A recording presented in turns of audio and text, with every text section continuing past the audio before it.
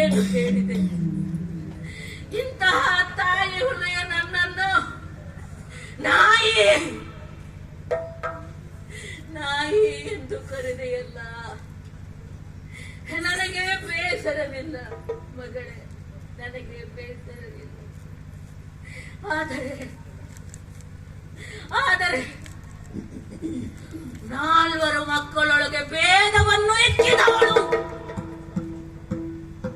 ಎಂದು ಹೇಳಿದ್ದೆಯಲ್ಲ,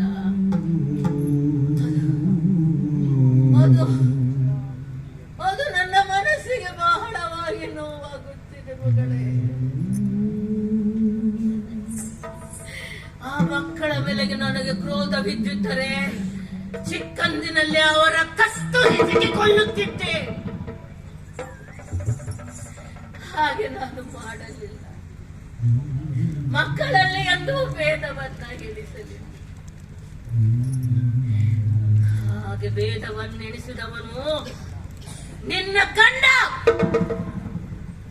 ಮಕ್ಕಳಲ್ಲಿ ಭೇದವನ್ನೆಣಿಸಿದವನು ನಿನ್ನ ಗಂಡ. ಭಾರತ ಊರಲ್ಲಿ ಇಲ್ಲ.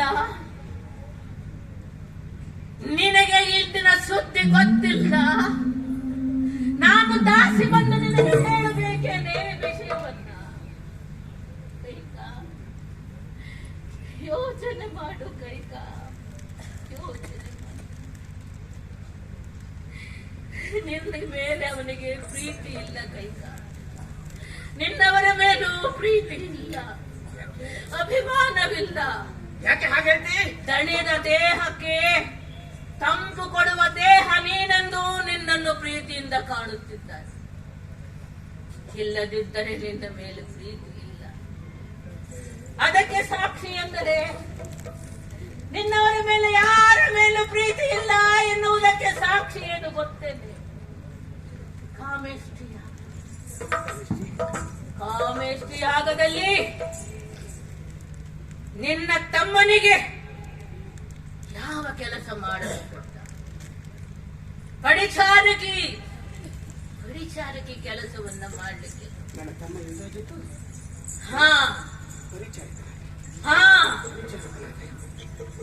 ಅದೇ ನಿನ್ನ ರೋಮಪಾನ. ಅವನಿಗೆ ಎಂತಹ ಸ್ಥಾನ ಕೊಟ್ಟ? ಸ್ವಾಗತ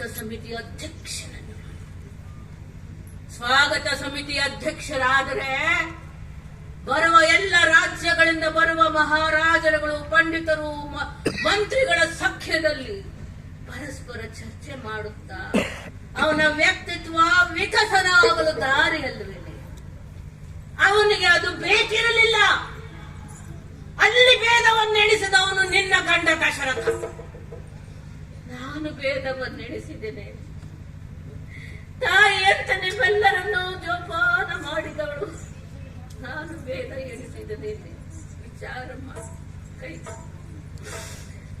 ಕೈಕ ಏನು ಹೇಳಿದೆ? ನಾನು ಕಾಗೆ, ನಾನು ಗೂಬೆ, ನಾನು ನಾಯಿ. ಆಯ್ತು, ನನ್ನನ್ನು ನೀನೇನೆಲ್ಲ ಕರೆದರೂ ನನಗೆ ಸಂತೋಷ.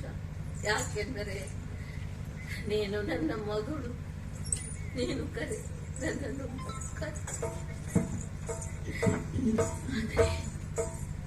ಆದರೆ ದಶರಥ ಮಹಾರಾಜನು ಭೇದವಿಕ್ಕಿದನಲ್ಲ, ನನ್ನನ್ನು ಭೇದವೆಣಿಸಿದೆ ಎಂದು ಹೇಳುತ್ತಿರುವೆಯಲ್ಲ. ವಿಚಾರ ಮಾಡು ಕೈಕಾ, ವಿಚಾರ ಮಾಡು ಕೈಕಾ, ವಿಚಾರ. ಹೆಣ್ಣಾಗಿ ಹುಟ್ಟಿದರೆ ಮಾತ್ರ ಸಾಧ್ಯವಿಲ್ಲ. ಹೆಣ್ಣುತನ ಪರಿಪೂರ್ಣವಾಗಬೇಕಾದರೆ ಬರೀ ಹೆಣ್ಣಾಗಿ ಹುಟ್ಟಿದರೆ ಸಾಧ್ಯವಿಲ್ಲ. ಹೆಣ್ಣು ಹುಟ್ಟಿ ಒಬ್ಬ ಪುರುಷನ ಜೊತೆಯಲ್ಲಿ ಮದುವೆ ಮಾಡಿಕೊಂಡು ಮಗು ಹಡೆದಾಕ್ಷಣಕ್ಕೆ ಅವಳ ಪರಿಪೂರ್ಣತೆ ಸಾಧ್ಯವಿಲ್ಲ. ಒಬ್ಬ ಹೆಣ್ಣು ಮಗುವನ್ನ ಹೆಳೆದು ಆ ಮಗುವಿನ ಉತ್ಕರ್ಷೆಯನ್ನು ನೋಡಿದಾಗಲೇ ಅಲ್ಲವೇನೆ ತಾಯ್ತನಕ್ಕೆ ಅರ್ಥ ಬರುವುದು. ಕೈಕಾ, ನಿನ್ನ ಮಗನ ಉತ್ಕರ್ಷೆಯನ್ನು ನೀನು ನೋಡಬಾರದೇನೆ, ನೋಡಬಾರದು. ನಾಯಿ ನಾಯಿ ನಾಯಿ ನನ್ನನ್ನು ನಾಯಿ ಎಂದು ಕರೆದೆಯಲ್ಲ, ಆ ನಾಯಿಗೆ ಇರುವ ಗುಣವಾದರೂ ನಿನಗೆ ಇದೆಯೇನೆ? ನಾಯಿ, ಬೀದಿಯಲ್ಲಿರುವ ನಾಯಿ ತನ್ನ ಮಕ್ಕಳನ್ನು ಎಷ್ಟು ಜೋಪಾನವಾಗಿ ನೋಡಿಕೊಳ್ಳುತ್ತದೆ. ಆ ನಾಯಿಯ ಹತ್ತಿರ ನಾವೇನಾದರೂ ಹೋದ್ರೆ ಗುರು ಎನ್ನುತ್ತದೆ, ಮುಟ್ಟಿದರೆ ಕಚ್ಚುತ್ತದೆ. ನನ್ನಂತೆ ತಿಳಿದು ತಿಂದು ನನ್ನ ಮಗು ಬಲಾಢ್ಯವಾಗಲಿ ಎಂದು ನಿನಗೆ ಆ ಯೋಚನೆಯೇ ಇಲ್ಲವಲ್ಲೇ? ನನಗಾದರೂ ಏನಾಗಬೇಕಾಗಿ? ನಾನೇನು ರಾಜಮಾತೆಯಾಗಬೇಕೆ? ಮಹಾರಾಣಿಯಾಗಬೇಕೆ? ನನ್ನ ಮಗಳು ರಾಜಮಾತೆಯಾದದ್ದನ್ನು ನಾನು ನೋಡಬೇಕು. ನನ್ನ ಮೊಮ್ಮಗ ಪಟ್ಟಾಭಿಷೇಕನಾಗಿ ಮಹಾರಾಜನಾಗುವುದನ್ನು ನೋಡಬೇಕೆಂದು ಕನಸು ಕಂಡೆ. ಎಲ್ಲವೂ ನೀರಿನಲ್ಲಿ ಹೋಮ ಮಾಡಿದಂತಾಯಿತು. ಕೈಕಾ, ಇನ್ನೂ ಸಮಯ ಮೀರಿಲ್ಲ.